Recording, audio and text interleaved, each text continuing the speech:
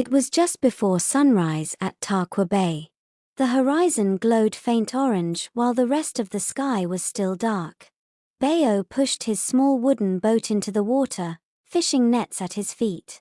The sea felt strange that morning, the waves were restless, and the wind carried a cold, uneasy whisper. Rowing further out, Bayo's eyes caught something in the distance. It looked like driftwood. But then, he heard it, a faint humming, soft yet haunting, carried on the wind. His grip on the oar tightened as he turned toward the sound. When he got closer, Bayo froze. A pale hand broke the surface of the water, slender and trembling.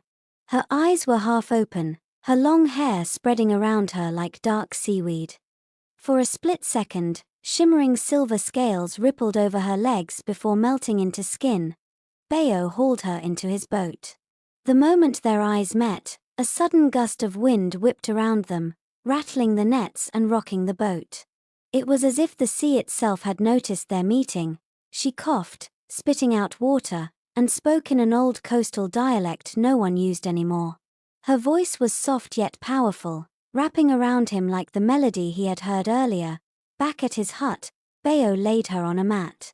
Around her neck hung a seashell unlike any he'd seen. When seawater touched it, it began to glow softly, as if alive. That night, Bayo was woken by the same haunting song, drifting in from the shore. He stepped outside, scanning the beach. Nothing, just the restless waves glimmering under the moon. He turned to go back inside, then froze.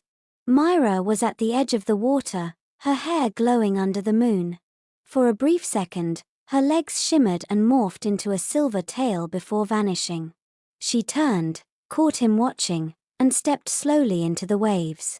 That night, Bayo couldn't sleep. He kept replaying what he saw: her legs, turning into a tail. He had to know the truth.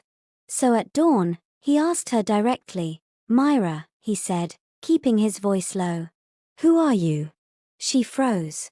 Her back was to me, but Bayo saw her shoulders tighten. She didn't turn around. She whispered, "You saw my curse." Suddenly, thunder cracked across the sky. The ocean roared louder than I'd ever heard before. Myra stood up so fast, it startled me. She gripped her necklace tightly. Myra said to Bayo, "I don't have much time," she said. "They're calling me back." Back inside the hut, Myra finally sat across from Bayo, tears in her eyes. "I'm not from your world," she said. "I was cursed. I can only stay on land for 7 days. After that, if I'm not back in the sea, I'll die." Bayo's heart stopped. "When did your 7 days start?" he asked. She looked up. "Yesterday." Bayo was confused. Desperate. He went to Mema Tainu, the oldest woman in the village. When I told her, she looked at me like I'd lost my mind. "No man loves a sea daughter and comes back the same," she said. "The ocean always takes what it's owed." Still, Bayo refused to give up. He spent the whole day with Myra, took her to the market, showed her the sea from the rocks, told her his dreams. She laughed like the waves. But he saw the way her skin looked pale by evening. Like she was fading. That night, she tried to hide it. But he saw her shaking. Her body rejected the land. Her feet looked like they were rippling into scales again. "Don't worry," she said. "It'll pass." But it didn't. Bayo had a strange dream that night. The sea turned red, and a giant figure with stormy eyes rose from the waves. "Return what belongs to the ocean, or pay the price," it said in a voice that shook my bones. The next morning, he found Myra on the shore, collapsed. Her breath was shallow. The seashell around her neck was glowing white-hot. He knee beside her, screaming her name, but she didn't respond. Bayo didn't even think twice. He picked Myra up into his arms and waded into the sea. The waves roared louder with every step. Suddenly, the waters split beneath them, pulling them under like a beast swallowing its prey. Everything turned black. When he opened his eyes, he wasn't drowning. They were Somewhere else. An underwater realm. The water around them shimmered like glass, glowing with blues and greens. Giant coral arches stretched overhead. But it was silent. No fish. No sound. Just waiting. And then he appeared. Chief Olori, half man, half ocean spirit. His skin rippled like waves, his beard flowed like seaweed, and his eyes. He stepped forward without walking, his voice echoing in my head. You've disturbed the balance. Chief Olori raised his hand and Myra floated beside him. She opened her eyes barely and cried out, "Please, don't tell him." But it was too late. She stole the pearl of light, Olori said. An artifact never meant to leave the deep. This curse was her punishment. Bayo stepped forward, voice shaking. "Let her go. I'll do anything." Olori tilted his head. "Anything?" The water around them stilled. Then he said it, "She can stay. But only if a soul is taken in her place in the sea." He looked straight at me. "Yours." The next moment, Bayo was back on the shore, gasping for air. Myra was beside he, conscious now, tears in her eyes. He didn't speak. Neither did she. But Bayo saw the answer in her face. She knew what Olori asked of me. That night, Myra begged him not to go through with it. "You have a life. You belong here. I'm the one who broke the law of the sea." He looked at her. "You made me believe in something deeper than the sea. I'm not afraid." But the truth is Bayo was terrified. The sky turned red the next evening.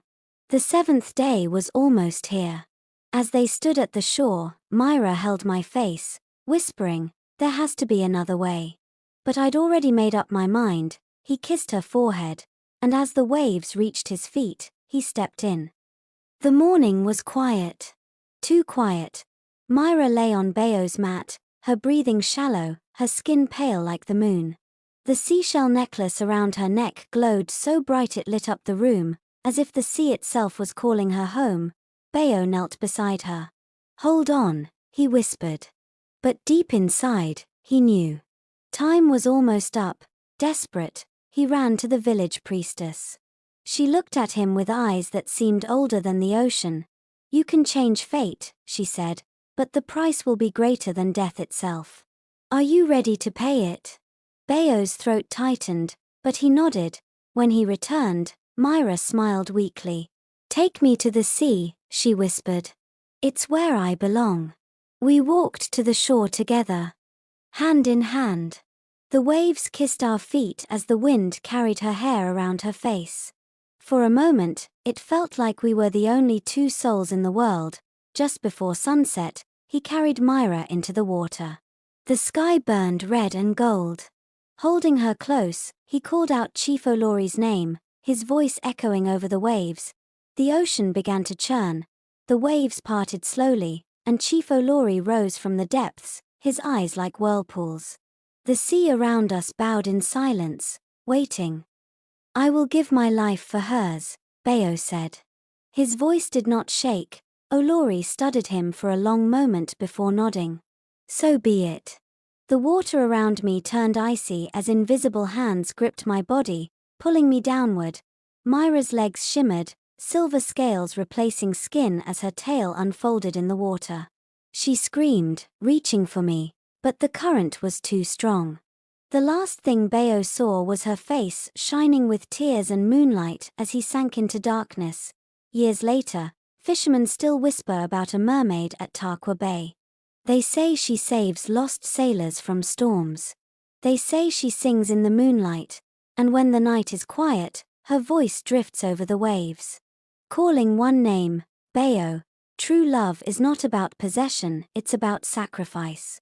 Sometimes, loving someone means setting them free, even if it means losing them forever.